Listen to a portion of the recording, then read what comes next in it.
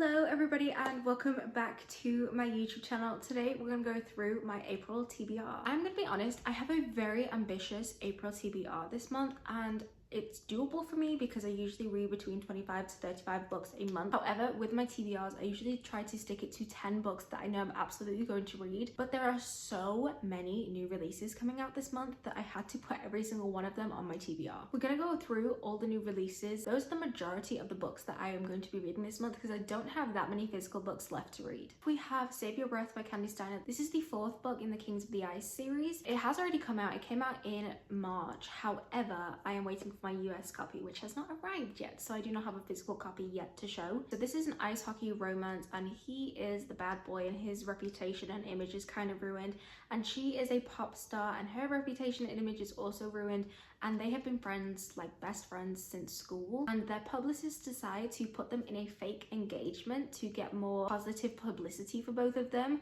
and they decide like it's a great idea, but then they realize feelings start coming to the surface. I love the Kings of the Ice series. I think it's such a great series. It's one of my favorite series by Candy Steiner, so I am so excited to read this one. And then we have So You'll Remember Me by Abby Jimenez. I am so excited for this. I love Abby Jimenez's books. She has a way of writing such heartwarming but heart-wrenching, gut-wrenching books, and I know that this one is going to be exactly what I need. This is about Xavier and Sammy, and it's kind of more of like a they meet and he does something and she wants to prove him wrong, and then they have a night together and he tells her to forget her and he can't really move on, and it makes them both sad and it breaks their hearts. I've heard from a lot of friends that have read ARCs, they cried their eyes out from this book, and this is probably the saddest book that she has written, so I at least know that expectation going into it that I would probably cry my eyes out. But either way, I'm still gonna read it because I love Abby Jimenez so much. The Sugar Lake series by Emily McIntyre. This series is being traditionally published in the UK this month. They all come out April 1st, so you best believe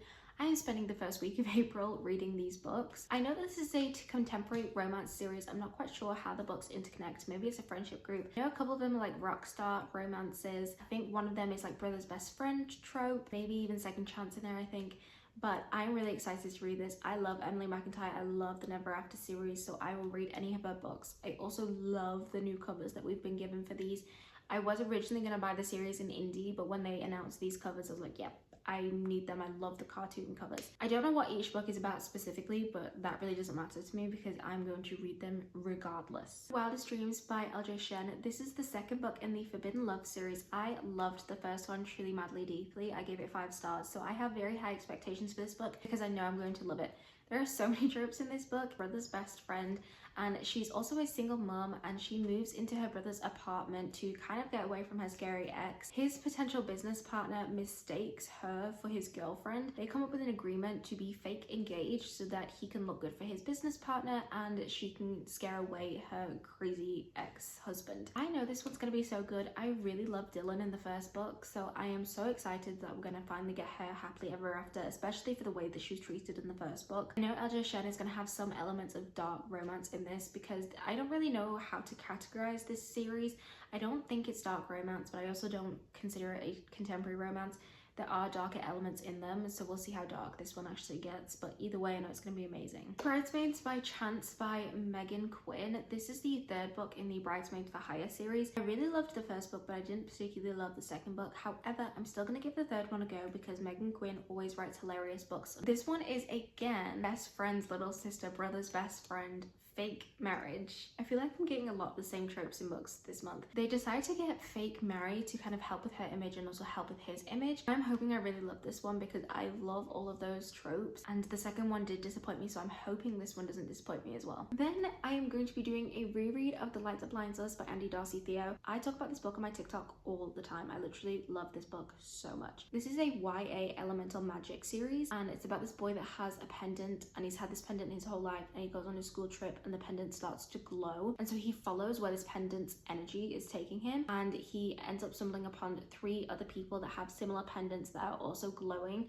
and he ends up meeting this guy that says, you are the guardians of the elements and you need to come with me because The World Needs You. I love this book so much. I think it's great. I love the magic system. It's very simple. I love the romance and I love the characters. The second one, The Dark That Hides Us, is coming out in April, which I'm so excited for, that it's finally here. So I am going to be rereading this month, and then I will obviously be reading The Dark That Hides Us.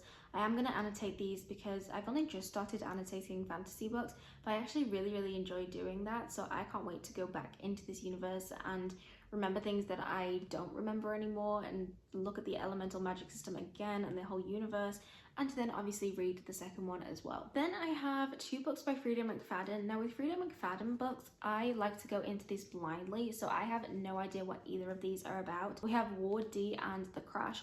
Ward D just came out traditionally published, and I've been wanting to read this one for a while because I've heard a lot of people say that this is one of their favorite books by her, so I obviously picked it up. And then The Crash was one of her newest releases that I wasn't originally going to get, but these were both on offer, so I decided to get them. I feel like going into these blindly lets me have a better reading experience and fully submerge myself into these thriller horror books. So I'm definitely not going to look at the synopsis at all before reading these and just go into them blindly. I also like trying to figure it out myself and be like a detective in these books, and to see if I actually get anything right or wrong. But I am excited for these because I have not been in the mood for fantasy, and I also haven't been in the mood for romance.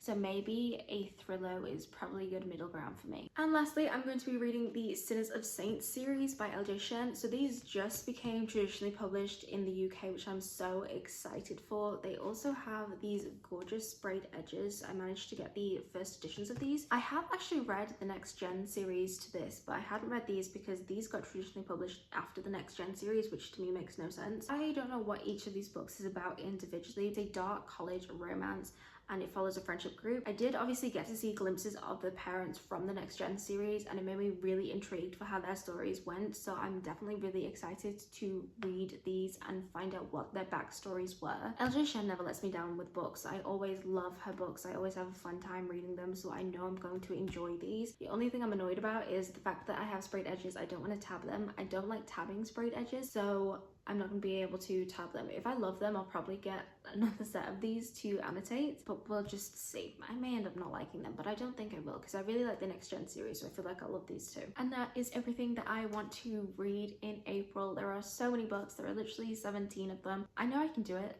Hopefully I'm out of my book slump now, so I can actually focus on the books that I want to read this month. I am so excited for a lot of these. I can't wait to read most of these books, especially all of the new releases. So we will see throughout the month if I enjoy these or not. Thank you guys so much for watching. Please like and subscribe, and I'll see you next time. Bye.